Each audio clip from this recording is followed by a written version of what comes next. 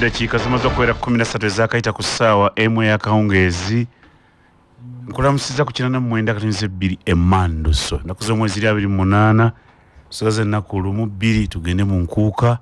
era nga tukulindiridde mu nkuuka kuyingira mu 12 mbeera efaanagana bwetyo tusinkane weekuume.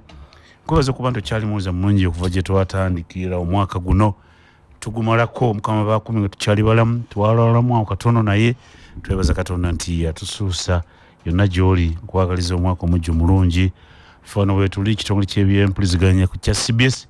okutuuza ku byonna Mukama nga akkiriza. Nnaku lwakuna tubeera n'abaka ba Parliament abatuwa ensonga nga bwe zitambula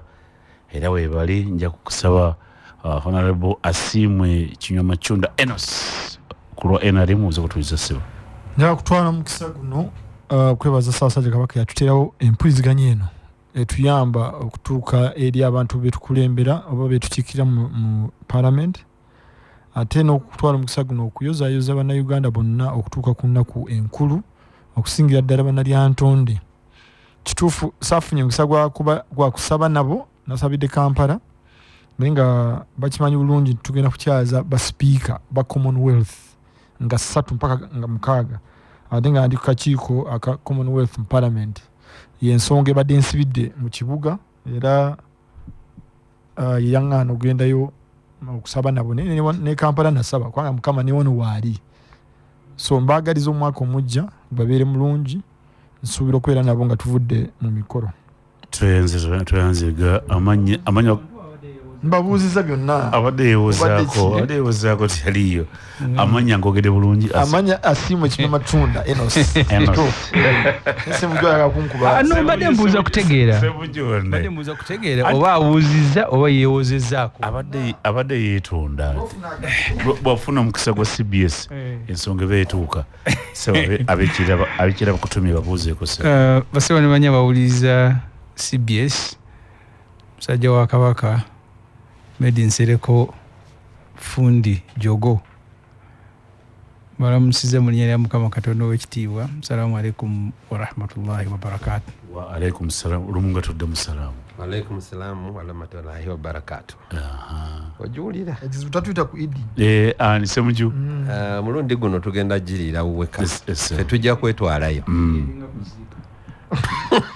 Idi eringa kuziika tewayita wosanga bali era tuba tukubiriza abantu ku Idi temugala geeti buli muntu ayitawo kyama bukyami wosanga oliye ate kasito tutegeezeza eringa kuziika tebayita olaba eyidde kyama n'ataakaaba alia akati ono kansolo mu Kizito buuza batuliza ssebo. Mukama mulungi nti atuleese kuva we twatandika ate katutuuse wano tumwebaza olw'ekyo. Yo nali eyo bayitayo bbanda mu constituency y'e Busujju Nosijjo 26 wabaddeyo omupiira akati abaana ne bagaba bagenda kujja mu nkuuka bonna Mukama bongera omukisa naye bwe bajja mu nkuuka bagenda kwebaka okumala ennaku 2 bwe banajja ne bakeesa eno ate tulinayo omupiira omulala e Namungo enkeera akati baba bavaayo bo baweta buwesi ne bagenda eri e Namungo ogwo omupiira ne tugubeerako ekituufu. Abantu ba Mityana South njagala nnyo okuwebaza Katonda abatambuza tufiiriddwa abantu bangi omwaka guno naye tulina ebirungi bye tufunye mwaka guno mwaka guno tufunyemu ebirungi ate n'ebibi kubanga tosobola kufuna birungi byokka ate nagamba abantu nti bw'olaba buli kimu kikwanguyira ng'omanya onootera okufa kakati ebirungi birina okubaawo n'ebibi otandika okutambula nga Katonda bw'akola ki bw'ayagala. N'olwekyo ku lunaku olwo nga lumu ng'erinnya lyange nange nja kubeerayo e Namungo tuggalewo ekikopo kye bayita Richard Lumukaapu kiba kikopo ky'amaanyi era abantu bewaffe bakyesunga ngamba kati samu kyabuuza kati weetonda okola kisimu mbabuuzaako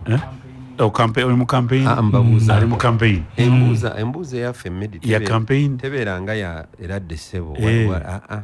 embuuza eyaffe ebeera n'ebigambo ebiwerekereza so akati lwakuba ono ye yakiyise bumpi alina akawuka akamuluma kamuli mu mugongo omwo yeki yafudde atoola salaamu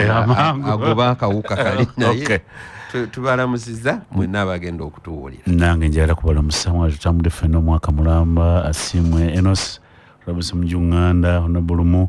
kulwa kitongole kiweerezebwa ku mponjala kubeebaza batambudde n'abalala bonna nja kuba mbeebaza mwebale nnyo okujja okuteeka ettaffaali ku leediyo yabeeno kubeerako abantu abo endaba y'ebintu nga bwefaana abantu babeeno batambulira mu kumanya ne batabongoota tweyanziza ampuliza Honorable Semuju waali Honorable Lumu waali Honorable Enos Kinyoma Kichunda waali asimwe abagana kutembeeta ensonga okuva ku ssaawa AM dakika 18 tugenda ku ssaawa 3 tugenda mu mawulire era tugenda kutunulira Honorable Semuju tugenda kutunulira byabufuzi of course twagala wala mu luzungu lumu lawyer pre ne review bintu biri byanjawulo Honorable Lumu abena simanyi bena mungu babitegeera pre ne review pre review pre ne review abena mungu babulire pre review pre erebera mu review ne review kati pre tuba tutunuulira ebigenda maaso ebinaddako ye pre ate review tuba tutunuulira ebiwedde omwaka nga bwe gubadde okutuuka wano abena mungu njagala bategeere ebinaddako ye pre review ebigenda eri maaso tuddawa abekabula bakitegedde Kinyoma Kichunda abekabula nkakasa nti bakitegeera bulungi pre nti olwaleero tugenda kutunuulira omwaka guno nga bwe gubadde ne review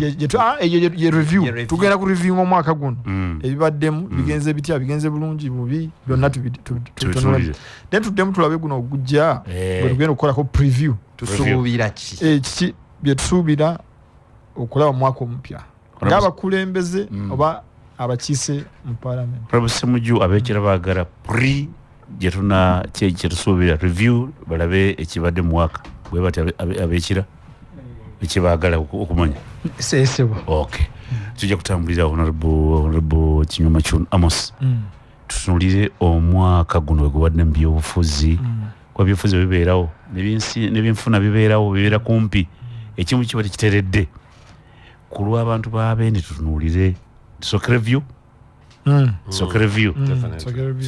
tulabe omwaka gutambudde naye nga tunatuuka ekyo ogumu ku omulamu munene omulala gwe okulonda okukyusakyusa kw'abakulembeze ba NUP kitegeeza kimu opposition kya Semuju ne Lumu kuba ne Semuju nabo baakyusa okulembeze bwabwe ne NUP ekyusizza sooka kiri mu review ekyo ndowooza Lumu kiri mu review tutusooke n'ekyo kitegeeza ki mu byobufuzi okukyusakyusa kwa NUP National Unity Platform ate lwe tulabe n'omwaka gitulaga mbagaza okubaganya ebirowoozo bulungi Kizito sebo neyanziza omulamwa gw'oleese amateeka ga wano mu Uganda agafuga palamenti y'eggwanga buli myaka 2.5 bwe giggwako wabeerawo okukyusakyusa mu bukulembeze naddala mu opposition newankubadde nti NRM y'oluusi ebeeraba nnyo ebigenda mu maaso eno bye bakoze mu opposition kuba yongobereza nkoppi neeraba katukitereezeemu katono ate nze njoge mu mateeka ga parliament obukiiko bukyuka buli myaka 2.5 waliwo obukiiko bukyuka mu myaka 2.5 waliwo obukiiko obukyuka ku mwaka bono bwaggwako nga 15 December very good kati obwe twakyusizaamu twakyusiza naye n'abakulembeze abali mu parliament oluusi bakyukirako kati okugeza leader of opposition yakyusiddwa abadde Honorable Mathias Mpuuga gwe ndowooza nti kya buvunaanyizibwa okusinziira wano okumwebaza emirimu gy'atukozeemu okugeza nze mbadde ndi mumativu engeri gy'abadde atukumyekumyemu naye toyinza kusalira oba kulowooza muntu biki by'anaakola n'oyo gwe baatuwadde tumusuubira nti ajja kujja mu ngatto ziri oba ayambale ezize naye akumekume mu ngeri emu oba endala kaakati olw'okuba nti amateeka galagira okukyusa kuteekwa buteekwa okubeerawo era ebigambo byabadde bingi ne tension ng'eri waggulu nnyo ku palamenti nga ne bw'oyitawo obuyisi olaba nga waliwo ekigenda mu maaso naye twagenza okumaliriza nga bamukyusizza nawulidde nga president wa NUP amusiima era n'atugamba nti abana abamulabyeko tumwongere tumumusiimireko emirimu emirungi gy'akoze. Kati nze nno ndi musambi wa mupiira era nagusamba ne bamenyeramu n'okugulu. Naye ttiimu bw'eba ezannya bulungi ngulabiyita ebikuba eyongera okujjaho ng'olinayo ate super team, naye ate bw'okyusa oyinza okufunamu ebizibu, oluusi bayinza okukuba ggoolo nezooteetegekedde. N'olwekyo Honorable Mathias Mpuuga okumukyusa kijja kuba nga tulinda kulaba ffe ababadde nze mbadde mumativu n'engeri gy'abadde akola. Kati katulinde tulabe anaddako Honorable Joel Ssenyonyi ye agenda kutukola atya, kubanga tubadde n'emiramwa egibadde gitambula, tubadde n'okubanja abantu tubabanjizza. Muganda wange ono twafuluma naye ne tubeera ebweru okumala omwaka mulamba omwezi, naye ng'abadde atukumaakuma okutuuka awo abadde Honorable Mpuuga, era nga tutuula ne tuteesa tuddeko ki. Kati katusuubire nti lopo omupya gwe baatuwadde naye ajja kutuyitanga tuteese tuddeko ki era tukole ekyo. Ekyokubiri, si NUP ye yakyusizza. Ani yakyusizza? Opposition. Obukiiko buno waddeko ab'opposition era olaba kati ono minisita Ssemujjunganda minisita bamutaddemu kubanga abasinga opposition abangi awedde manyi nti nupu yakyusizza. No, abasinga kanzi tandikira Manduso ekwagaliza Christmas ennungi n'omwaka omujja tusisinkane mu nkuuka. essaawa yo ntuufu naye ensonga oyo tusinkane mu nkuuka essaawa eri mu dakiika 31. Tuli Honorable Enos Kinyoma Chunda Asimwe nomubaka w'NRM Kabula. Tuli Honorable Richard Rumu Kizito nomubaka constituency yanema okutegeera Mityana South. Tuli Honorable Ibrahim Ssemujjunganda wa FDC yafunye obuweereza mu gavumenti ya NUP. Gavumenti ya opposition ya NUP. Ya NUP si opposition. Gavumenti ya NUP. Lawyer wontabulidde. No. Kubanga zina government. Abayina gavumenti be ba NUP. Eba NUP. Mu opposition. Kati ekyo kyeki kyemwogedde. Anti kyekyo kyennyini nga bw'okitegeera lumu kubanga nange nga ekyo ndaba kyonna kyembadde zikola mu gavumenti ya NUP. kati naye mukyogedde mwe aba DP ne FDC mukola mu gavumenti ya NUP. Ya NUP. Mu opposition. Mu opposition. Ya NRM. Abo bali mu gavumenti ya NRM. Ampuliza eddakiika ziri 32. Banka eno eyina amatabi 35. 35 branches.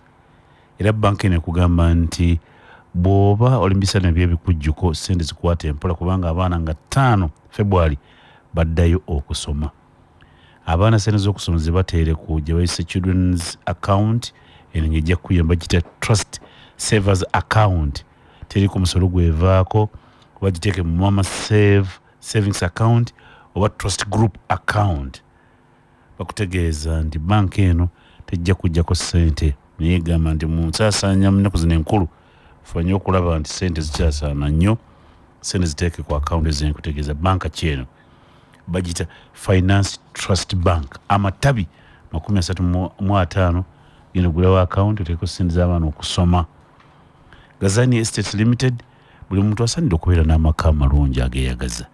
Gazani Estates ebategekedde estate yabwe ennungi erina poloti ennungi bipimo bya 5 ku 100. Balina ekijabijo 5 ku 100, balina kasajja 5 ku 100, balina enkoko njeru 5 ku 100, balina kifuba 5 ku 100, ezzo masaba balina 5 ku 100, erugasa balina 5 ku 100, essugu balina 5 ku 100, balina acres 10 ekasanji ku mitwalo ku milioni 65. Bana acres 10 ku mitwa emakindu mukono njeru ku milioni 35. Bebagazani Estates basangibwawa. Basangibwa ku luguudo lwayita Gayaza Road, ekizimbe ekifo kita Akamwesi.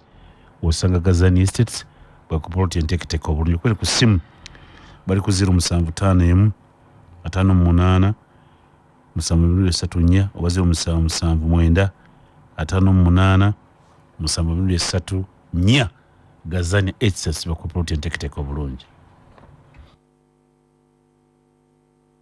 wooteri bagita Kenlon. Abantu mwe tebategeeza nti Kenlon ye wooteri ezze era gy'okumalako ennaku gy'obadde ofuna mu bifo ebitali bimu n'ogenda n'otuuka awo onoonya omuntu akwaniza taliiwo sente zo zikutawaanya ne Kenlon Hotel eyina accommodation lumu zaayo nnyonjo nga zibulungi ziri mu wifi ziri mu DSTV buli lumu ofuna channel zonna ez'enjawulo z'oyagala bayina byonna zonna by'oyagala okulaba era Kenlon balina restaurant bafumba emmere ebika byonna eby'enjawulo omuli local foods ne continent ez'abazungu ebyo bayina n'osalira omubiri bagita gym erina byonna by'oyagala treadmill weeziri emigwa weegiri byonna parking weeri nga zibulungi security weeri si yakunoonya nno maaso g'olubiri lwa Beene maaso g'olubiri lwa Beene w'osanga Kenlon bw'oyagala kukola birthday graduation parties efo ebiri bridal shower nabalala bino byagala okukola Kenlon kyekyokuddamu era kati buli muntu ayagala ku Kenlon Hotel kubanga byonna ogisangawo Mengo maaso g'olubiri ku Twekobe. Eddakiika ziri 35 bano bayita Bachapa Enterprises. Sabuni ayoza bamuleese sabuni ono ayoza kutukuza engoye tayokya ngalo mweweevu mu ngalo ayina akawoowo bamuyita Jama ye sabuni ayoza engoye ate era bw'oba osobodde ng'oyagala sabuni anaaba era bano Bachapa Enterprises bamuleeta ayitibwa Lanzo nalimu obuwo obw'enjawulo vanilla n'ebirala bingi waliwo kabayita Lanzo Ice Cool omunaaba omubiri gwonna ne guweweera olinaga nti banenkote kikino ng'awulira omubiri gwonna guli muweevu bulungi. Mugezeeko togenda kwejjusa tuli ku nsonga ebigambo yadde biri bya luzungu pre ne review era okulu basoose kwogera ku review omwaka gibadde guggweerako eno ebadde okukyusakyusa okulembeze mu opposition ekibuuzo kitegeeza ki kino era Honorable Rumu Richard owa DP yanyonyola Honorable Rumu tukomyewo. Mbadde nkugamba nti okusalawo okusinga kubeera mu kibiina kya NUP kusalawo baani abanaabeera ba minisita baani abanaabeera leader of opposition ani anaabeera chairman w'akakiiko obukiiko obuna opposition bwetwala bonna babusalawo era ne babulonderako abantu ne badeputies baabwe. Ekirungi nti buli kibiina bakiggyemu omuntu n'agenda n'aweereza naye nze kino nkyogera nsinzira hano ku radio ya Ssaabasajja nti ffe abali ku opposition yes tukyali ku opposition njagala nnyo tulowooleze tutuula tutya wali awali entebe ennene awo kakati tubeere nga tulowooza ani anabeera prime minister ani anabeera minister wa finance bino bya shadow minister tayina nnyo kyayinza kukyusa era tayinza kulagira ne kiba. Njagala tubeere nga ffe tutudde wali nga tulagira ne kiba naye akati oba twagala luguudo tulina okugenda ne tukuba amavi samoya bannange twagala twegayirira kino kakati awo njagala tuve kyova olaba nti akafo ke tubadde nako wano kati kate nga nzize wano mayi bweyogera nti mu Buganda nga bagamba olabye omwana asosola nedda akafo ke tubadde nako ke Kalop wano leader of opposition kati ke katukayanya niye nako kalina obuyinza butono nnyo njagala tuveewaawo tulowooze ku buyinza obunene obuyinza obwo obunene bwe tunaabufuna bino byonna bino bye twogerako ate nze tebampadde kifo ate nze tebakoze ebifo bingi nnyo bye muyinza okufuna nga muli mu kifo wali afuga kuno yali Isa abamawulire nange nabaddemu nakulabye mu kubeeramu neneetoloola nalabye bazimba rumu ndala oza azimbira mmwe nti kakati nalabye bazimba bizimba azimbyewo agenda okusula awapya awo wazimba azimbira mmwe awo we bazimba talinawo kyapa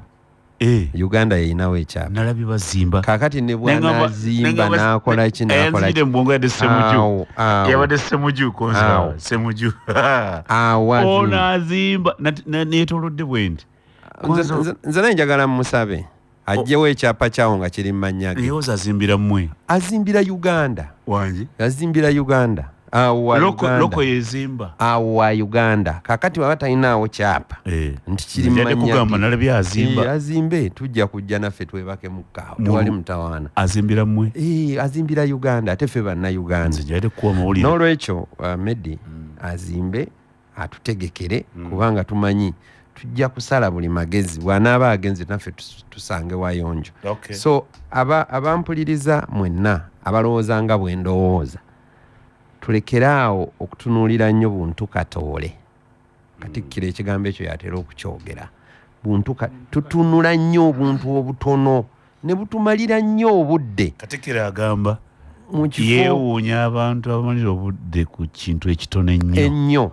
ne tugaana okutunuulira ekintu ekinene okugeza omuntu bw'abba akamyu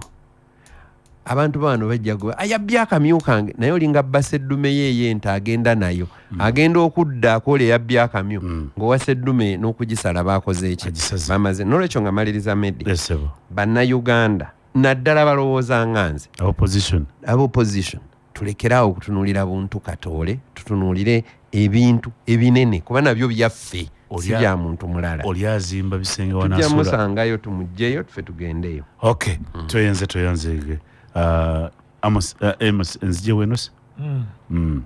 enkyukakyuka sijja kudda mu kibuuzo kumala budde bw'abawulize enkyukakyuka mu bukulembeze bwa parliament ekisooka kye tulina okumanya oba kyemba njagala kutereezaamu katono nti tulina obukiiko bwa ngeri bbiri waliwo obukiiko bwetukyusa buli mwaka NRM already yakyusa mukimanyi bulungi ba chairpersons ba committees bonna twabakyusa nene waliwo obukyuka buli myaka ebiri n'ekitundu mwobwo mwe muli okukyusa leader of opposition mwe muli okukyusa atowakanya etteeka bwe ligamba naye ate ebibiina birina obuvunaanyizibwa oba birina liberty okulekawo oli abadde akoze ki abadde aliwo ekyokubiri kinjaga okutereeza nga sinagenda ku kibuuzo nti shadow cabinet terina kyetegeeza ekyo nakyo si kituufu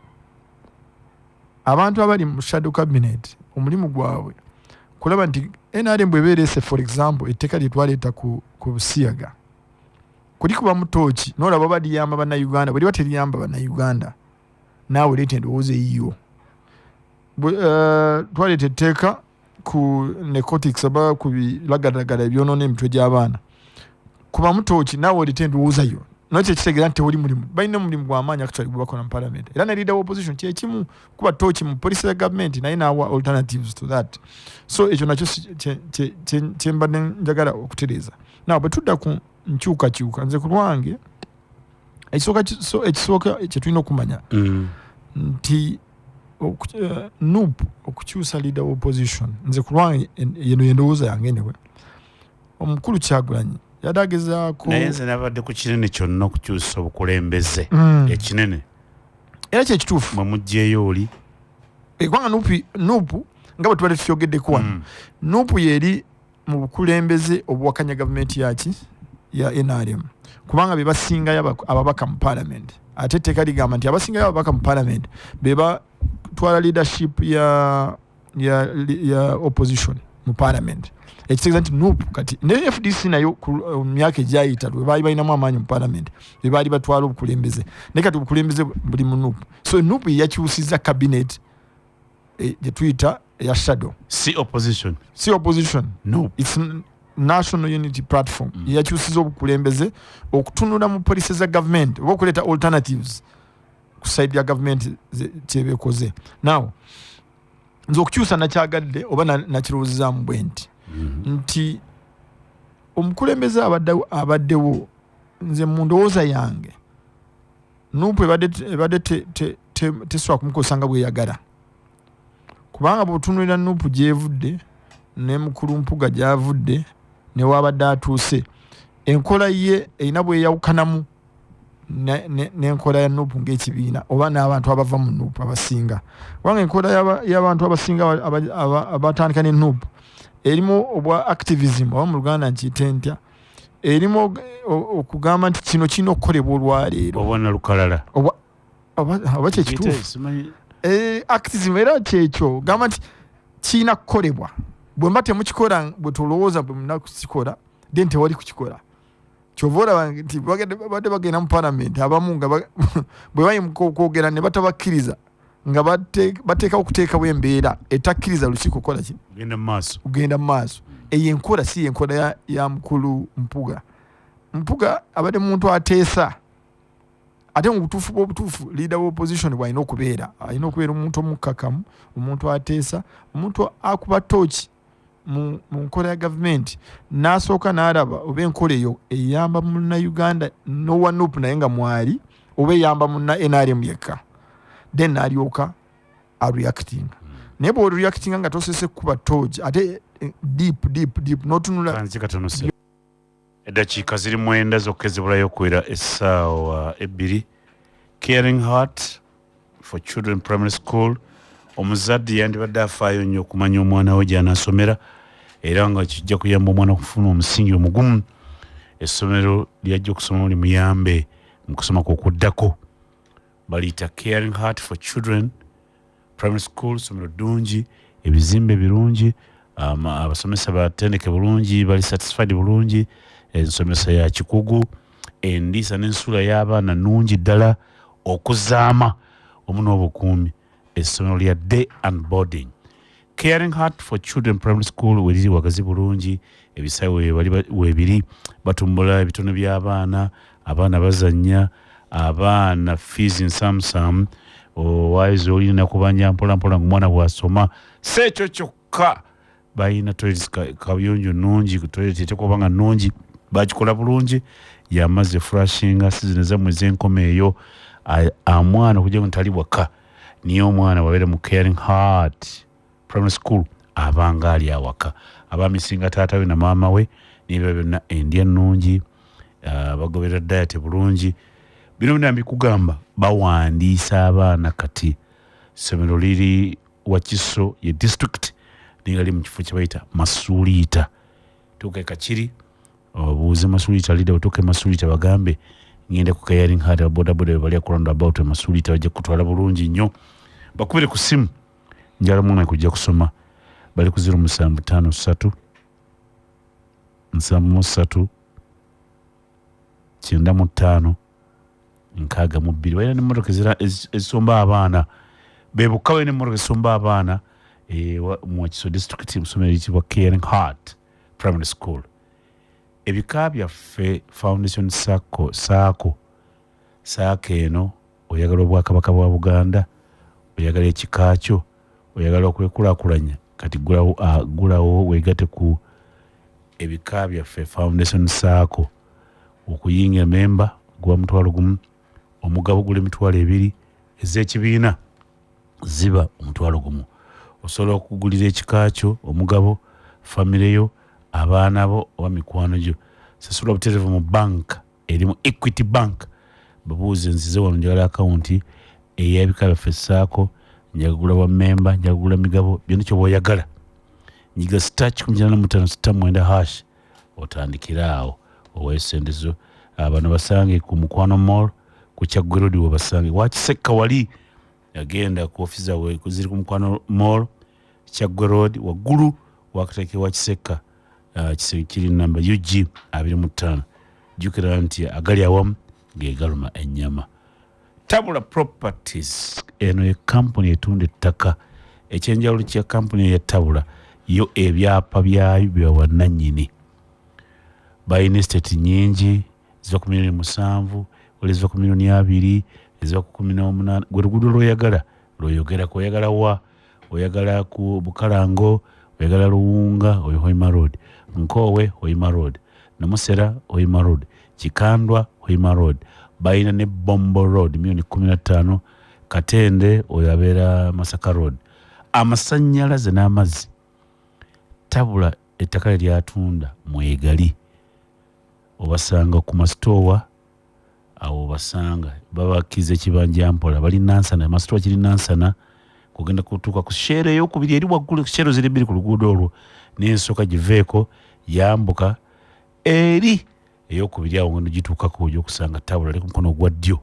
Ojja okusanga Tabula oyingira awo kipande kya bigambo byeru naye nga ne bbulu. olinye bakubire ku simu njagala ttaka bali ku 070M 94 2 07070M 054 6 Enos mali nkola sente za Bwakabaka. Yes, twale tugamba nti obadde ogamba enkyukakyuka mu NUP oba mu shadow cabinet kitegeeza ki? nze ku lwange kirina ebintu bibiri. Ekisooka kyayambyeko NUP ng'ekibiina, kubanga nsuubira nti kati omukulembeze wa NUP endowooza ye oba endowooza y'ekibiina ejja kwanguwa nnyo okuyisibwa mu side ya parliament, oba afunye kati ayina kyonna kyawulira nti kiyite mu parliament kijja kumwanguyira ng'ayita mu Ssenyonyi, kubanga Honorable Ssenyonyi wa myaka gye, Honorable Ssenyonyi ndowooza mukwano gwe bwe tugendera ku nkola y'ebintu, so kati ayina grip ku parliament. Ate luli oluusi ng'endowooza ze zisobola nga zibadde tezituuka nga bw'abadde ayagala, ng'ayina kusooka kumatiza mukulu Mpuuga. Ekyo kimu. Ekyokubiri, ekyo kiraga nti n'ekibiina kya NUP nakyo kigenze kikulaakulana mu byobufuzi, kubanga nga kankuwa ekyokulabirako ndowooza nga Rwanda bwe baamala bwakwata gavumenti, Kagame n'ateekayo olw'okuba yali ayagala balansinge, n'aleeta Bizimana n'amuwa president, n'amubeera emabega nga ye president naye nga mu butuufu oli yaliwo nga kifaananyi. Obudde bwatuuka n'amugamba manyi sokodde ebbali kaneekwatire mu nkasi. Unfortunately wano omukulu Bobi Wine oba Kyagulanyi tasobola kujja mu parliament, naye atasobola okuyita mu Ssenyonyi n'akola kyayagala kyonna mu parliament. So nze ku lwange enkyukakyuka yadde emuyamba ng'omuntu okuddukanya ekibiina kya NUP. Ekyokubiri n'okumanya biki ebitambula mu parliament oba bitambulira ku musingi gwa NUP. So enkyukakyuka yayambye nnyo ekibiina kya NUP. Ffe banna NRM naffe kyatusanyusiza lwa nsonga, kubanga ffe mu nzikiriza yaffe twagala tulabe opposition ng'eri organized, twagala opposition ng'eri organized, kubanga tusuubira nti naffe mu nkola yaffe tusobola okukolamu ensobi. Naye bwe tukola ensobi tuba twetaaga tubeereyo n'omuntu asobola okutukubako ku mutwe n'agamba naye wano temutambuza bulungi, mugende mpola oba muyite wano, kubanga ffe omulamwa gwaffe nga NRM kulaba nti omuntu wa bulijjo tumutuusaako obuweereza nga bwe busaanidde okubeeramu.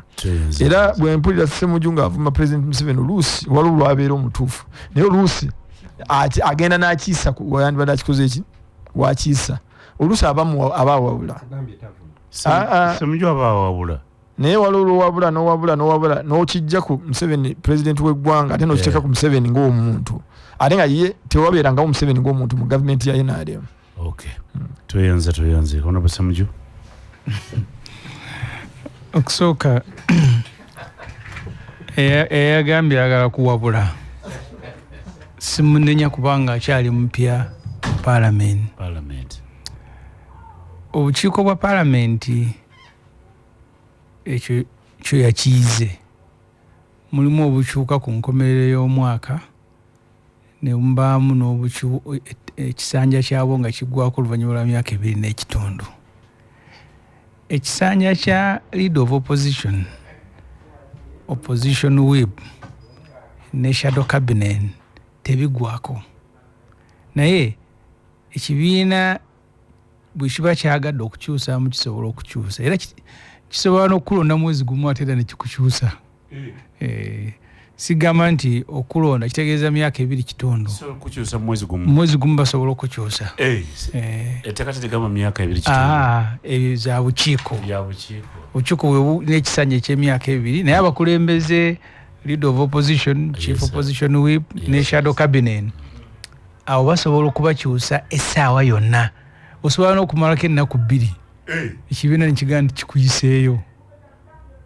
So tekiriiko nti ekisanja kirina kubeerako mu bweriti. Kyenyagadde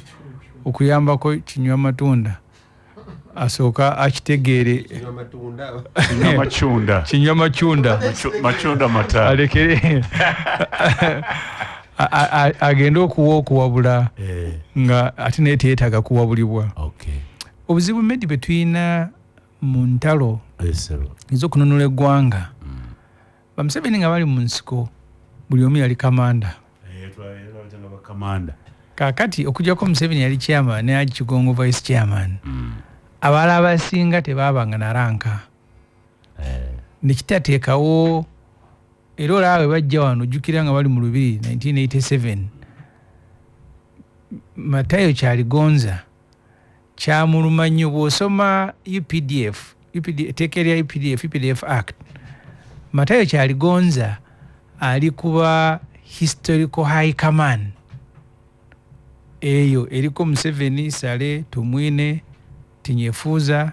Rwigema, nono gwe baziika ebuhweju Tadeo Kanyankole. Kati bwe bagaba ranka Museveni, Sale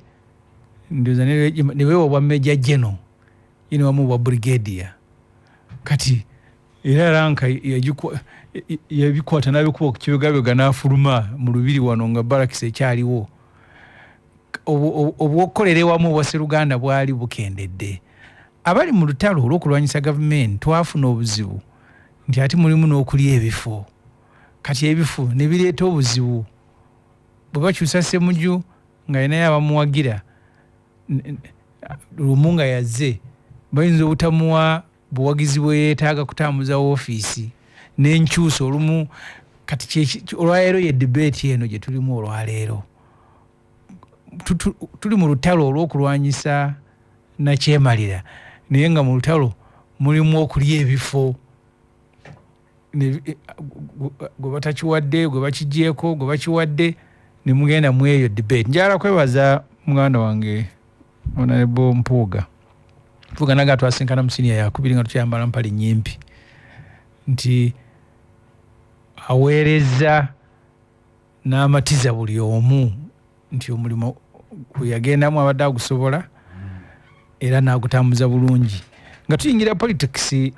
twamuyingira wamu n'Empuuga, Medadi,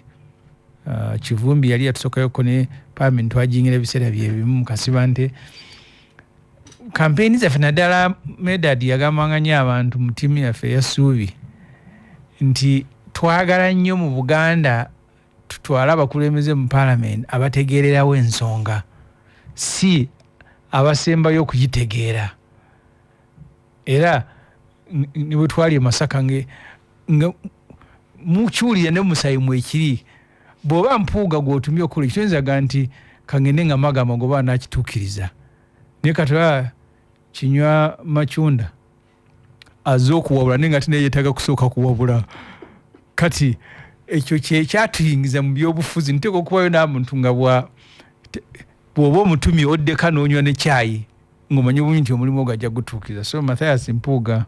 muganda wange mwebaza nze nga Ssemujju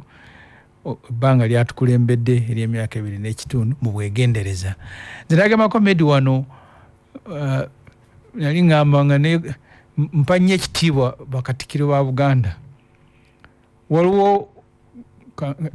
kankiddemu nkyogedde emirundi mingi nga tuli mu kulwanyisa Museveni obutakyusa constitution kujjawo komo ku myaka. Meeting ezisinga obungi nze nazikubirizanga Honorable Winnie Kiza, Katuntu, Latifu Ssebaggala n'abalala nga tubatumye bagende bateese ne Kadaga. Naye mu meeting zaffe mwabangamu abaga nti bwe tuyingira Parliament kube embwa z'NRM ezo. Omwo mwabangako muganda wange Zaake, Honorable Kyagulanyi, Alani Ssewanyana n'abalala. Aga tukube bakube. Bakatundu ngaga nti n'aba n'ayomba, n'aba n'alwana musooka ne muyombe. Nsi ne balabanga muyomba. Tuyinza kutuukira kukuba. Tumala olunaku olamba tusooke ki ngumyenyooke soke tu abambagamba engumyenyooke kuba kibakola bamanyi nabo nti kyabulabe eri eggwanga. Zaake tubakube bukubi Ssewanyana Alani. Kati nze saawukana nnyo abali baagala kukuba naye nga ati tulinawo ate abalala nga olina okutambuliza abantu bamu. Kati Mpuuga nze kyansinzaako nti asobola okubalansinga abaagala okukuba n'abaagala okusooka okuteesa. Nyina bwe nagambye nga ndi mu express mu express twagenda okulaba omupiira nga tulubirira abantu babiri Villa ne referee kakati abawagizi ba opposition abasinga obungi mu Uganda tebaawukanako n'abawagizi ba express ayagala ogende mu kisaawe okube Villa omupiira Uganda twagenda ndobo kati negumba aliwulire era nyola byakubanga abantu nga tunyumirwa nnyo omwagala nnyo nyolo ewakiri ngoddayo mirembe ngo Villa awenyera nyola omwagala nnyo nyolo akube amenye kakati obuzibu ng'olumu ne referee naye mwagala mutwaliramu wakuba omupiira gulina okuyimirira kakati abawagizi ba opposition abasinga obungi bwe balaba parliament balagirabanga abawagizi ba nti olina okugenda kuba bakinywa amatunda bano ne speaker bona n'obatwaliramu naye si byangu olumu bwe bityo era abamu badde mbawuliranga nga abasongamu mpuuga ennwe ne batamanya kati obuzibu muto wange Honorable Ssenyonyi bw'ayolekedde okuweereza abantu ba bika bina bw'obeera leader of opposition olinayo obukulembeze bwa parliament olina abawagizi kanzije tutandikira bantu bana bika bina Point FM Emanduso ekwagaliza Christmas ennungi n'omwaka omujja tusisinkane mu nkuuka kituufu tusisinkane mu nkuuka nga 3 December Homesdale Schools bakutegeeza nti ekisakati kya maama n'abagereka kyakubeera mu Homesdale Primary School egayaza okutandika nga 4 kutuuka nga 2 January 2024 ekisakati kyakutambulira ku mulamwa okulafuubanira obuntubulamu okuwandisa abaana kugenda mu maaso ku Homesdale Primary School gayaza ofisi ya maama n'abagereka Development Foundation mu Bulange n'amatabiga Finance Trust Bank gonna okumanya ebisinga ku besimu 0706 178 371 572 oba ku mutimbagano www.nabagereka.org sasula sendi giri mitwala namugumu kale genda wanisa omwana agende kisakati kya maama n'abagereka olumu ensonga okulafuubanira obuntubulamu ndwadde kyekuluma munnange alusa zikuluma sukaali pressure oyina kusala ku lubuto omugejo munene oli mwami ba mukyala kiki ekikuluma oli kikiwa kikusiiwa alaje asima nyingo mugongo sikosero eddagala baliyita Jena Herbals lirijjo kuwonya likolebwa kampuni ekola Covidex ekulombera Professor Ogwang. Jena Herbals ye kampuni ekola eddagala eryo ery'okuwonya endwadde zenkumenyedde waggulu bali mu ggwanga lyonna ensambya bali okulinaana Kkiriza enamugongo bali eri okulinaana kigo ky'abajulizi mu maaso ga Angelina Hospital emutungo balinaanye mu maaso ga Mugizi Hotel ate nakulabe bali ku Nicodemus mu maaso ga Haji and Haji Restaurant ewanege bali ku JB Complex John Buyinza nga wakava ku Post Office emikono bali kulinaana Central Bank Fort Portal nayo gye bali kulinaana Housing Finance bakubere ku simu abajena hapo kwete eddagala ly'okuwonya endwadde zenkumenyedde obulwadde obukuluma eddagala balirina bali ku 0772 034 720 oba 0705 83 23 83 kuwandisa abaana kati kwekuliwo omwana muwala wa mulenzi siniya ono basibaga sini kuba oyagala siniya kuva ku siniya mpaka ku siniya y'omukaaga oyinoonya essomero erina ebisale bisoboka eri abawala n'abalenzi nga tebafa ku bya kibiina byokka balina ne betena nnyo n'ebyemizannyo essomero nga lirina ne computer lab lirina ne library ejjudde essomero yita Exodus College School va ewakiso genda miles va wakiso ziri miles ziri kilometers 4 ojja kusanga essomero bayita Exodus College ku mukono gwa ddyo ng'ogenda ekakiri awo ne oluva ewakiso kilometers 4 mu maaso ojja kulaba akapande ku mukono ogwa ddyo kumanyi singa okwere ku simu 0700 437 Exodus College Discipline and Determination. Semenyo nganda. So so point ye madende konti owereza abantu babika bina obadde owaona Bosenyonyi amagezi oyina parliament oyina abantu ba mirundi ena abakulembera parliament oyina abaka ba parliament oyina abakulonze okuva ku kitebe ate n'obaako n'abantu ba bulijjo mu nuupu mpuliyo ne bayita ba foot soldiers kati abantu abo bonna bana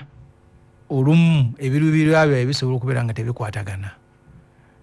katono n'omusaba nnyo n'akuwa amagezi agasobola okubibalansinga nze nagenda okulaba Alan ne Segirinye mu komera ekigo ngenda okutuukayo nga bayombye n'akulira ekkomera ng'obusungu buli awo akati n'ensooka ate kubatuuza ne baŋŋamba wano toyinza kumanya kisooka budde bwona amalawo Alan namutwalira omuceere n'aŋŋamba nti wandeetera ensawo y'omuceere nga ŋŋamba onaabadde ki n'aŋŋamba naye twagirya ne tulya n'endala omwaka mulamba ne guwera ne bagamba nti temuyomba na musajja yesewo nyana temuyomba na musajja akulira komera era Segirinya yetabirwisa ye n'afukamira ne yeetonda ne bagamba nti ono si yabaleese mumusanze wano naye n'aba muntu mulamu muyise bulungi kati abantu abali ebweru era nenyina badde nenkyogera nti yakusuubira nti bw'onayingira parliament kinywa matunda omuli oluyi speaker omusike ebitogi kati olwagaye nti semuju onakola twafunye ono kati olwo boogenze nga baalani yona basangira nga tension eri mu komera naye bakyaliyo bavuma akulira komera nanyiiga akatani kati kumwegayirira kati mpuga abadde ebintu yamanyi okubitetenkanya ebina si byangu kuba naffe mwefuliisi twabeeranga nabyo ne bagamba nti batulinze baactivist batulinze najja nakumi mujja kutulaba akati byangu nga kyosazeewo mu parliament babalinda baga activist bakulinze najja nakumi bijja kukiraba olwo banyiziza olwo kyosazeewo bo tebakyagala ate kikwatagana nabo naye ng'ate kiba kiyamba ebibiina ekibiina naye gwe ndowooza y'oluusi nga si endowooza yawe ey'abawagizi bakulinze ku gate gwe twabanga abawagizi fe twayiwanga emipiira abakulira kirabu tebayiwa mipiira neffe twagiyiwanga tugaa gukomaawo kakati yamanyi bagenda musala kwa golo emasaka omakya dakika 2 tugamba ogwo tegugwa ne mulinda kawo katono ngenda kula mulinzeeko ngenda kula eyokubiri majiri mu C ne tutandika ngenda kwa batandise koza basajja kakati omanya to kyagusanze kakati abawagizi muntu yakitugambanga nnyo mu FDC obeera ng'oli mukulembeze opposition ogambe yeisanga Wagizi Express abawagizi b'opposition abamu abasinga obungi beisanga Wagizi Express olina okuba rifiri ne gwovuganya naye owo gwovuganya naye olina omuli awo ne rifiri bonna wamu kinywa amatunda kuba omupiira gulina okuyimirira kakati abasinga obungi balabe ebintu unfortunately parliament teta olina okuba nga oli musajja mutetenkanya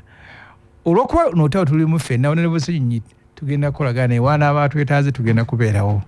naye nga njalanyi abali ebweru okusinga bategeere ndi mulimi bayinza okulaba nga tabitambuza nga bebadde babisuubira oba nga kyebadde basuubira okusalawo sikyasazeewo kakati omukulembeze bwe buzibu bwofuna nti wali wooli olina byolina okusalawo naye ngaeweeru ngae baatugamba nga tubalinze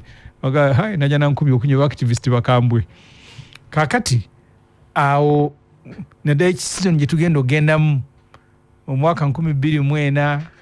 2025 bamu ebyobufuzi bingi nga buli kyosalawo eweeru bakirinze ne bakulinda Profesa Ogenga Latigo waaliwo okutwala amagye ga Uganda Somalia fabali ku kitebe nga tugaa Uganda enagenda Somalia kati ye ng'ensi yonna eyagala Uganda egende Somalia ye mbukulembeze bwe ne ba MPs ne bawagira ekiteeso kya gavumenti era n'olwali lutalo kati ebyo buli lunaku obisanga abali ebweru baga nti kakati bw'olina bo munda mulina okusala olumu baali batunyumiza yali Pecos Kuteesa omugenzi lwe bagenda okulumba Barracks y'e Masiri nga Museveni akyali mu nsiko Museveni abagamba nti mutuuse obudde bukedde temulumba mukomewo Sale yaduumira ali waggulu eri abaga nti omukulu agambye nti tuddeyo obudde bukedde kati Pecos Kuteesa bayitongwa abaali munda ng'aga nti wetuli wetuddukayo batusse nti abali eweeru mubeerabire nti bali abaite bamanyi kiri wano batugamba nti tu withdrawing naye tumaze okuyingirako mu barracks tetukyadda mabega tulina kulumba saye nabaga nti bwe mulumba ekyo mwe munaawoza era yemwe ebyalumanga abasirikale nga bali mu nsiko ate Museveni yali awandiika n'alaganga sale wali kamando w'omutawaana ennyo naye nga kamando w'omutawaana agambye bapekusi kuteesa nti bwe mulumba omukulu agambye mwe munaalowooza kakati abaalumba ne bawangula ate mu kuwandiika Museveni n'agamba nti sale yali mudumizi mulungi naawo ne tuwangulawo kati bwe bibeera so kati Ssenyonyi muto wange honorable mu parliament obulamu bwe butambula olumu ogenda kusalawo immediate era nakigamba ku lumu nga ni meeting nolale mu mpuuga ne bano balumu abanga nti emuti oyisalira mu meeting kibanga mupiira kochi byabagambye mutuka ku kisawe ne bikyuka aga nti tusoke tu defending no wakuba golo 2 kati obo kya defending ki ate bigolo baka kubezi ne agenti team soke tu defending edakika asatu agasoka baziba kwa tujuza makati ne baziba kwa mu dakika 5 ezisoka obo kya defending kati olobo ina kulumba bya bitabuse kati awo gwe akulembedde tokyasobola ate kubuuza kujuliza bye mwabadde mu body room nga mutudde olina bisaliyo wali saawe eyo embere tabuse okay yembeere baddewo so kitegeeza kyona busemuju no na Ssenyonyi ajja abaka wa parliament sigadde nga tuli bamu guno si mulimu gweyeka ng'omuntu gwaffe ffenna wamu obukulembeze bwe obuwanguzi naye nammwe mwayina enkyukakyuka naye olumu zaaleetangamu obuzibu nga bwe nkugambye nti Museveni nga bali mu nsiko tebaagabanga bitiibwa bimanyi okuleetamu ne wagamba nti amuleke tumulabe abaali badde bakolera ewamu oyo nga nti kati luwumuka tumuleke naye kati success ya leader of opposition success ya ffenna failure ye ng'omuntu yaffe ffenna ffenna kitukwatako so n'olwekyo nze nsuubira nti bannange ffenna tulina kukwatirako omukulembeze omupya Ssenyonyi tutwale mu maaso obutalo nga bwe lubadde Nabbanja yagambye ate mwamugondereza nnyo okuleta Ssenyonyi Nabbanja yagambye gamba Ssemujuwo Nabbanja ali wansi wa Ssenyonyi yagambye gamba Ssemujuwo ate kati kigonze kino si Nabbanja ate awo Ssenyonyi oba omujereze olimba omugerageranya ku Nabbanja oba omujereze Ssenyonyi ali waggulu wa Nabbanja nnyo si kubeera buwezi wagguluku niye waggulu ddala ndowooza Ssemujuwo Nabbanja buli omu aba akiraba naawe kirikola Museveni yennyini yakugamba Museveni yakugamba nti banalonze bavubi kati yali ndaba yange oyo yali ya Museveni abalonze yalonde yennyini agamba nti banalonze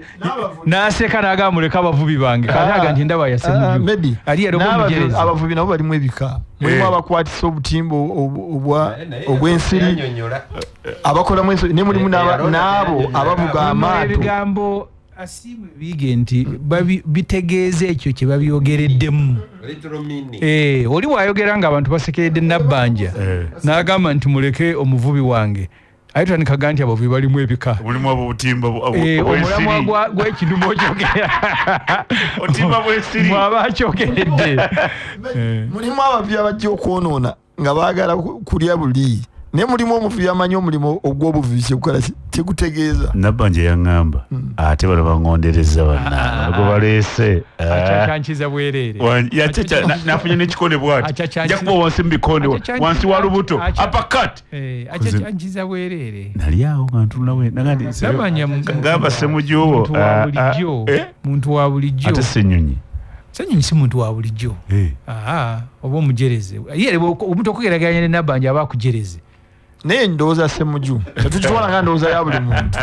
aba akujereze kati wejanga nga ndi Ssemuju nti Nabbanja akweweredde liya oba onjereze oba onjereze Nabbanja amazini CBS FM Emanduso ekwagaliza Christmas ennungi n'omwaka omujja tusisinkane mu nkuuka tusisinkane mu nkuuka nakwebula 2 zokka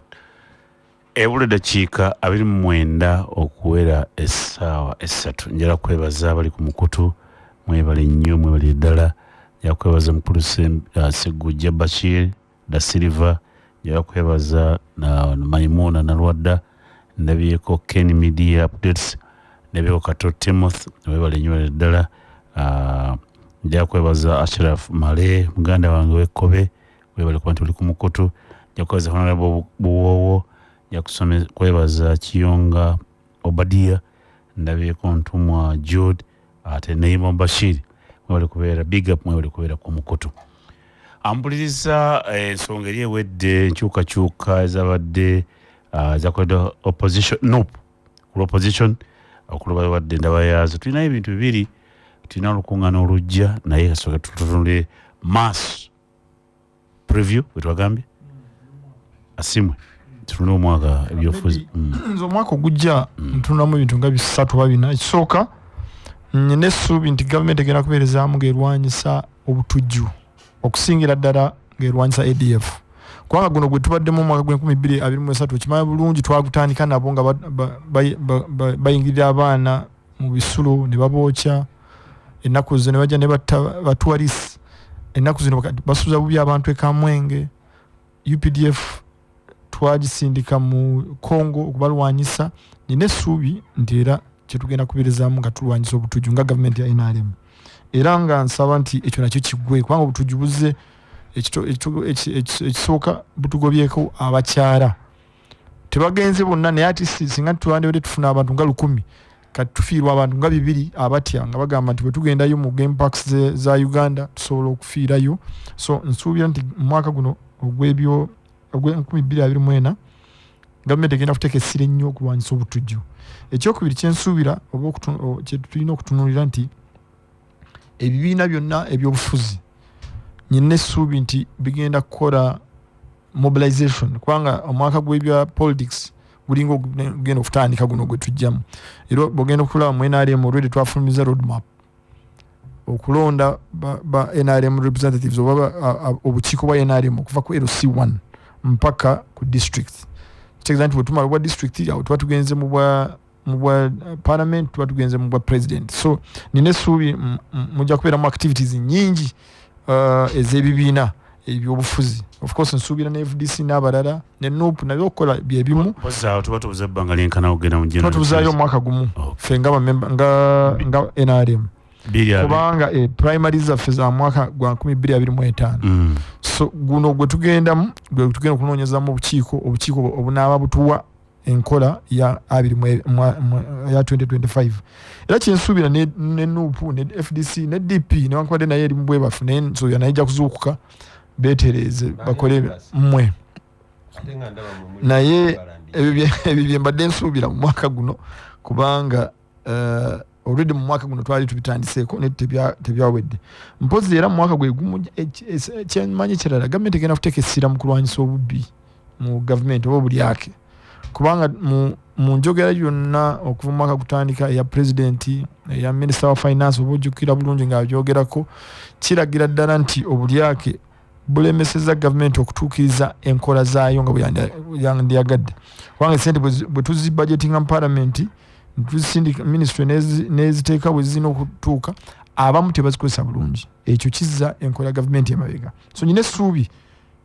nti gavumenti egenda kuteeka essira ly'amaanyi mu kulwanyisa obulyake okulaba nti tutuukiriza ebisuubizo nga NRM ebyenfuna bitunudde otya ebyenfuna era kyekimu nyina essuubi nti gavumenti egenda kukuba tooki obwavu kituufu ebyenfuna mu mwaka guno gwe tugenda mu kyensuubira ekisooka gavumenti kyerina okukola oba kyeze tusuubiza kyosuubye tuli national wangambye preview era kyekimu bye tusuubira mu mwaka guno gujja nti NRM egenda kukuba tooki mu national development program okulaba NDP3 katwale ku NDP3 naye twagala kumanya kubanga esigazaayo omwaka gumu eggwa 2025 tulina kugikubamu tooki mu guno omwaka ogujja okulaba oba erina byetuukiriza kubanga mu kulaba tugituukiriza kituyamba okusalawo oba bwe tunaalaga era kyekimu enkola y'emu nyina essuubi nti tugenda kubeera ne housing census okubala abantu kubanga okubala abantu ako kwe tugenda okusinziirako okupulaningira abantu bameka abali mu kitundu beetaaga amalwaliro meka beetaaga amasomero g'enkanaki ebyo byonna tubisuubira mwaka gw'2024 era nsuubira ebyensimbi okubeera tight nga bwe tubadde ebigumu kubanga ekisooka obwavu bukyatuluma obwavu kyebugenda okutulumira ekisooka enyingiza gavumenti ntono ate ebyetaago byaffe biki bingi bwotunda budget already gye batwadde mu parliament actually tutandika budget twatandise bagireta nga 2 December katwatandise okugiyitamu naye nga obukiiko bwagenzi mu Christmas naye nga tukoma okutandika wiiki ejja okulwokuna ffe nga abakakiiko akatukuba toki mu budget tutandika lwakuna okutunula budget naye already olaba nti budget gye baleese oba enteekateeka ya budget gye baleese si teyina njawulo nnyo ne gye tubadde mu mwaka guno guwedde ekitegeeza nti tusuubira gavumenti okwongera okutereeza mu byennyingiza ate mu gyeyongera okutereeza mu byennyingiza okwongera okunoonya ekisooka entereeza erimu ebintu bingi osobola okwongera ennyingizaayo nga gavumenti ekyo kitegeeza nti emisolo gijja kweyongera ekyokubiri olina okukendeeza ku nfulumyayo nga mukozesa muju bwasiiba agamba nti tuleke kuteeka ssente nyingi mu State House kyensuubira ebyo byebimu bye tulina okutunula nga kusaidi ya gavumenti oba bye tulina okusuubira kubanga bireetedde gavumenti obutabeera na ssente za kukola mirimu gyayo byensuubira ennyo bozi ne conferences tubadde tukyali awo ate Uganda yawangula mukisa okutereka olukiiko lw'abasipiika very good lutandika nga 3 lugwenga 6 luno guno gugenda kubera mundi gwa 27 subira ba speakers 40 mu bana mu nsi ziringa 33 nsi ziri 5 eza Commonwealth 5 angamba aba confirmings baliana mu ensoji gambi tuli baavu kati bino tugenda bikola tutya ebintu bino okutegekera ba speaker bano nja kucho kwanza ndika chiko aka Commonwealth ka member ka parliament aka Commonwealth okutegeka ebintu bino naffe tuli baavu naffe kiringa bwe kiti nti nteekamu emitwalo 10 nenga nsuubiramu 2 kubanga ba speaker bano bwe bagenda okujja muno n'abantu bonna tusuubira abantu 18 ku conference y'aba speaker bagenda kubanga beesuza bagenda ku shoppinga bajja kuba nga government bibatayina semujuno bogenda olwalino bogenda Nairobi tosobola kuvanga toyina kyo shopping naye sobolindako musoke mulindeko obudde bwange mwetege kiki kitaliimu kati ebirago bye tulina wano babirina ewaabwe omalinda nze kyebategezaako okukulaga nti conferences zino buli ezijja wano somozo gambe gwani tuli baavu linda kanti kyenkulaga ti abantu bano buli gye bongera okujja wano okumanya eggwanga lyaffe bongera okulyagala ne bajja ne bakomawo ne batuleeta ssente za tourism is one of the biggest earners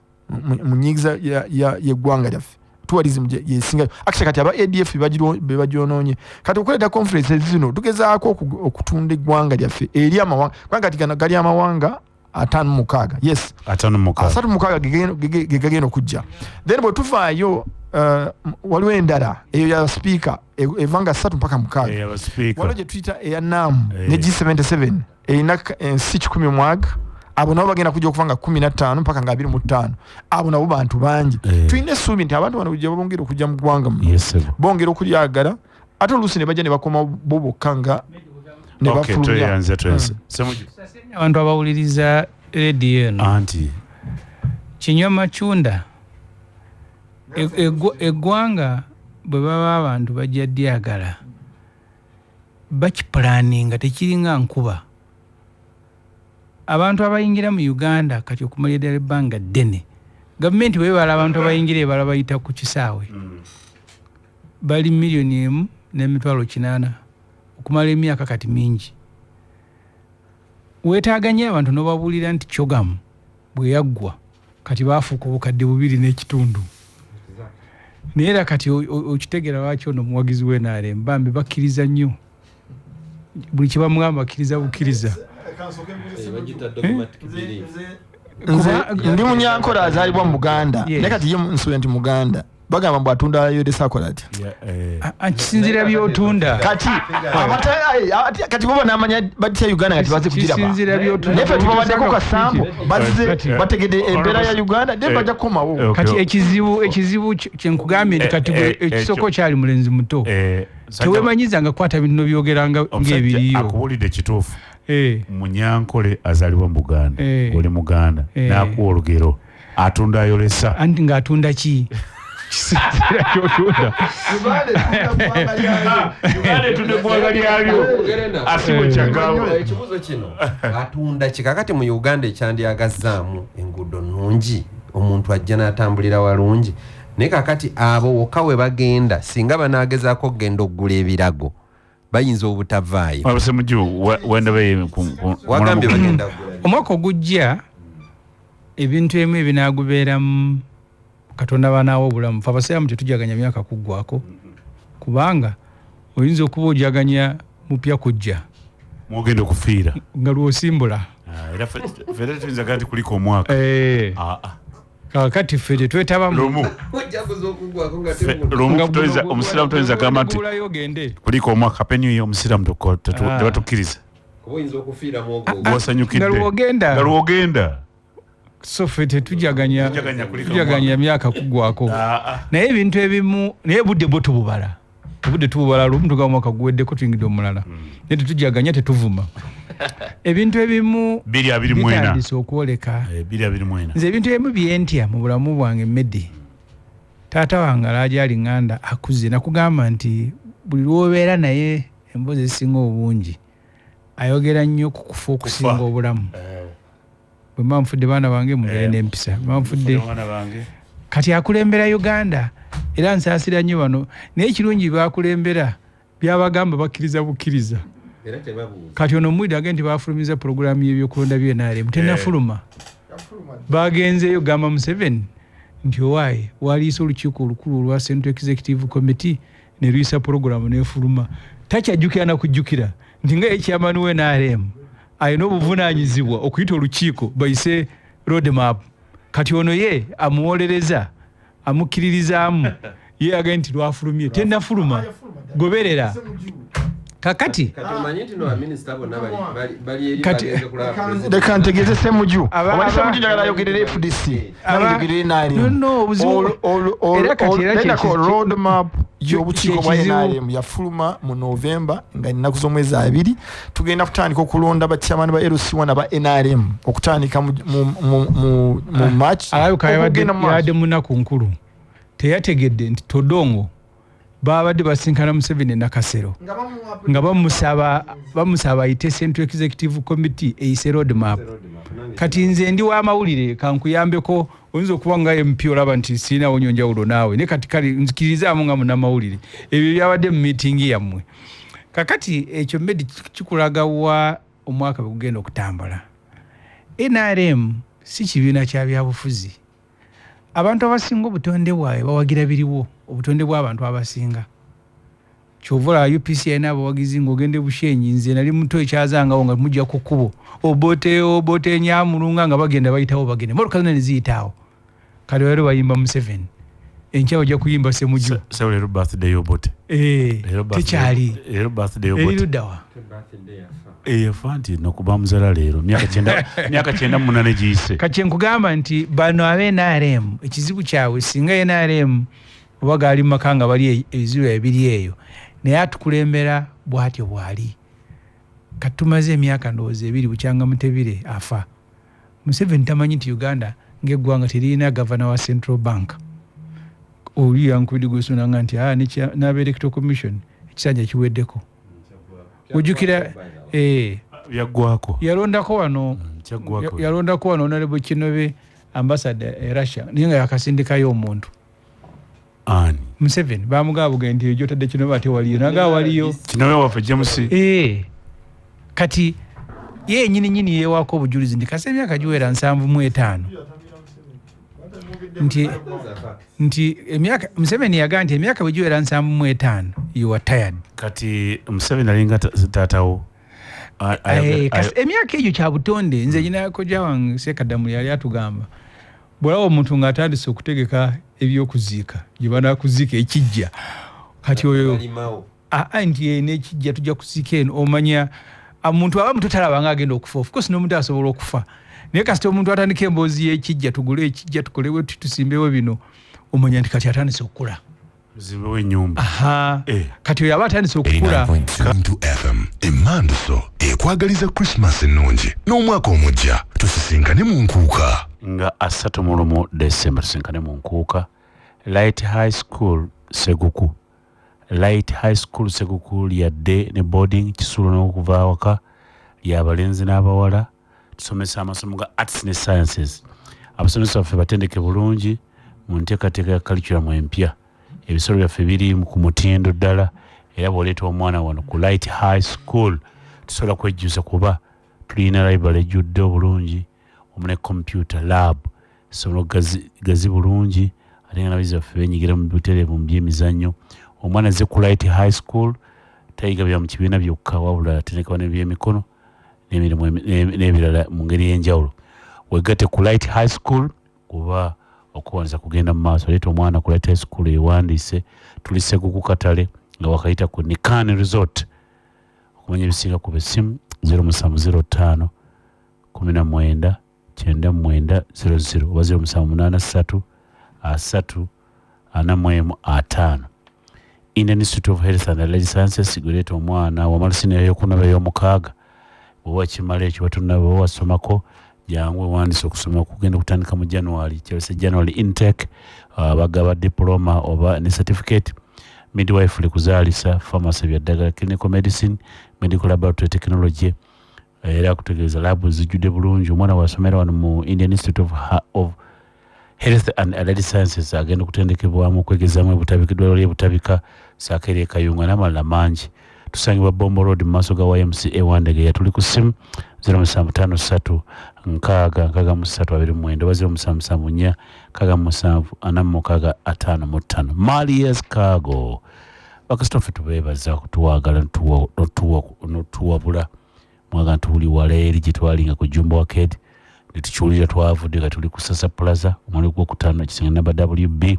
tuli mu kikuubo tuli wangu wakulabika Sasa Plaza omwali gwokutaano kisenge namba WB tuli ku simu 0759 829 tukola ki tulete maali tukutambuza tukujja ku kisaawe ky'eggwanzu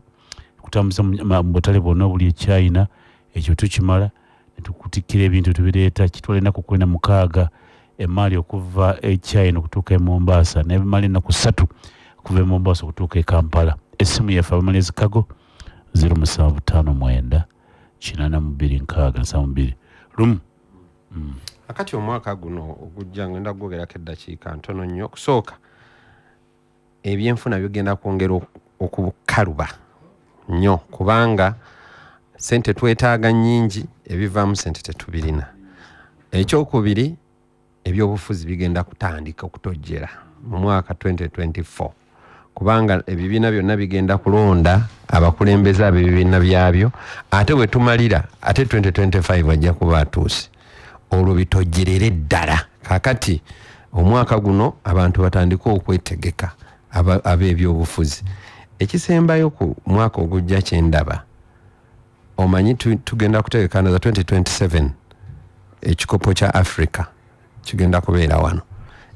Ebyemizannyo bigenda kufuna omuzinzi okuva omwaka guno. Tugenda kufuna omuzinzi ate njagala nnyo ebyemizannyo. So n'okuva wansi njagala bifune omuzinzi. Tiimu za Mityana bategeka ekikopo era njagala gendayo osanga omwo mwe tunajja abanaazannyira Uganda mu kikopo ekya 2027. Ekika ziri musanvu zakayita ku ssaawa 3 okay ali ku simu alo amanya nze Haji Makolo Kavuma abakulu b'ebibiina b'omu studio mbalamusizza n'abafunye obuvunaanyizibwa nga muganda wange Ssemujju mbayozaayoza obuvunaanyizibwa bwe mwetisse mu bukulembeze obujja obwalondeddwa ekibiina kyaffe ekya NUP mwendi nga mmemba. Naye ekisookera ddala nze njagala abantu ffenna twawule Honorable Mathias Mpuuga ku Ssennyonyi. Buli muntu alina ky'asobola. Honorable Ssemujju yagamba awo bw'ogamba nti tuyingire street ayinza obutagiyingira naye nga teri amubuusabuusa ti musajja alina obusobozi mu opposition obwagalo enkyukakyuka.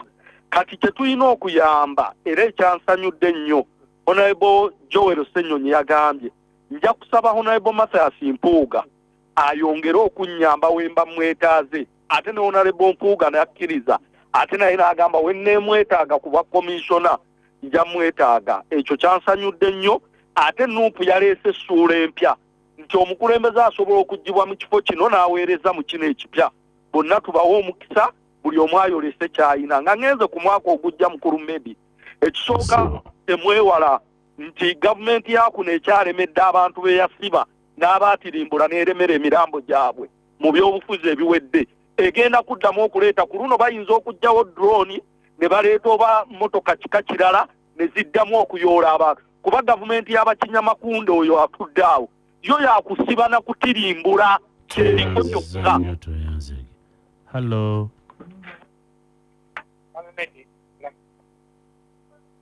Amanya nze obotatamale okusooka Mohammed njagala nkunyonyola ebigambo bye kituufu twagala bannayuganda enkyukakyuka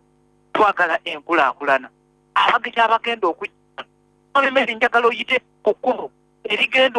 eritambuza abantu abannayuganda abasasula omusolo omungi ekyenkana ki motatamale wano tuyita ku Salamaloni ekkubo lyafa era tusaba mwenna baddereeva abagenda okuvuga abagenyi abo. Esimu yire wadde tebuleka bulungi. Hello. Choya. Zogene baze okuba bali mu studio yabo. Bulu Amosi owe kabula. Owe kabula wachi nkwebaziza naziruba togeze nokiza nti no mutufu obwavu we buli mu gwanga. Banna bajja baba wana buwanyi. Ngana nungi lano Amosi nkobaziza owe kabula. Chokuli nebaza nkose mujo nebaza ne mukuru lomu nze mbufunze naziruba mwami Mpuuga akoze byakoze era mwebaza tijja kujajinga mwami Ssenyonyi kubanga senda bankola ye ekiko kirungi senato we FDC akugambye tibali naye wakuba ate mu kwa mwami Ssemuju nti mu parliament mulimu abefula opposition ngate ba kigambo NRM laba bajja bakagabo bane bonna bo bagenda mu Moses project omwami Mpuuga byanaga banange tetudde mu parliament tuule nsibambi ne banne batuka misinde mizibu sibambi wa Mukula South bo bagenda batuka mu parliament tibabeerayo nga tebanne Mpuuga abaganye tumaze ngamba tubako ogujja sanyi tamanyi mishinda ba mu parliament ne system eno kone kisoka President Museveni obuliza kyabagala Opposition egenda kukola etya? Anti kugamba opposition eyokujja President Museveni ne koti zize amaje gage ebebe kulonda ibye ate yini ngomutu burufuka abantu emyaka ana nidiga muti bannange kikomawo kucho yawe we moko okutya okulonda kubawo kwa mugaso tumeza ngamba nditoma okutya kinamu kinja gati noba kubanga President Museveni ngashali mulamu ate bashajagala ali kuboti paper na yesimbyewo kida usubidala zero bachoya tuyanza. Hello kutusembyeyo no. Hello munange bali kuweereza sebo kale sebo Enyondo Robert Muvakoki maliriza sebo mwogezi wa media callers mbalamusiza bonna naye nze ndowooza nti enkyukakyuka nnungi mu bintu era Nuupu njebaza nti bw'oba osobola okugjawo omunene ate n'oleeta era omulala ayinza okuyigira kuona avuddewo ng'akyali mulamu eryo nno ssuubi ddamu naye era otulaba nti ab'enaleemu ebbanga lyonna kyolagawo indikeeta eraga nti omunene asobola okuvaawo waakiri akugjawo mu bulamu ekyo nno kya bulabe era tebaseetinze enteekateeka nnungi eri ggwanga lino ate mu maaso gye tulaga mu Kurumedi omwaka ogujja nga mmaliriza yesebo nze ntunuulira eggwanga lino nga lisobola okubeeramu obuzibu obunene olw'ensonga nti kaakati tulina ebiwayi ate mu gavumenti nti kati essaawa zino bw'obuuza oyo w'NRM mukadde wange nti naye oli wa simanyi standby generator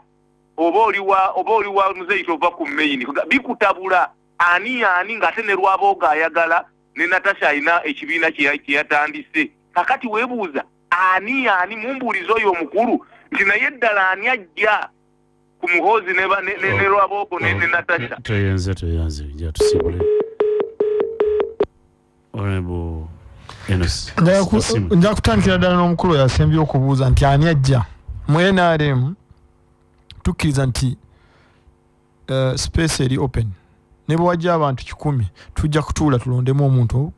omu essaawa zino President Yoweri Museveni akyali candidate waffe omwaka guno gwe tutandise yakyala kugambye nti mugenda kubeeramu activities nyingi okulonda obukiiko okuva wansi twagala tunoonye presidential candidate anaatutwala emyaka 2026-2031 so njagala kumaliza nga njagaliza bannayuganda mwenna okusingira ddala abatuuliza ne banakabula omwaka omujja gwabeere mulungi tusinkane mu mwaka omupya. Njagala nnyo okwebaza nti programu y'omwaka esembyeyo ebeerayo ku Lwokuna yeno gye tuliko era njagala kwebaza Katonda tutuusizza wano n'okwagaliza ab'Amityana South maama bange bonna n'ab'ekika kyange n'ab'ewaffe mwenna ab'Amityana South ab'e Ssekanyonyi ab'e Namungo ab'e Bukooba ab'e Busunju mwenna mbaagaliza omwaka omupya ogujjudde ebirungi n'ebibala kati Ssaabasajja Kabaka awangaale.